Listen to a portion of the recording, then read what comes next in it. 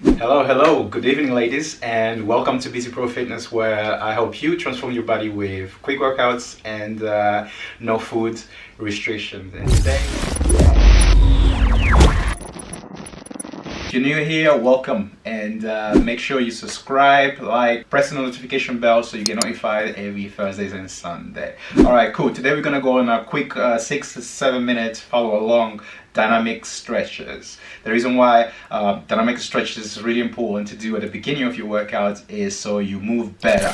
You warm up your joints and your body. So dynamic stretch is different from your usual stretching at the end where you stay still and just focus on one muscle. This we're going to focus on full body motion, so working your mobility and your flexibility, your movements, your range of motion before you start your main workout, especially if you're in a state where the weather is always cold, your body needs more movement. Let's go.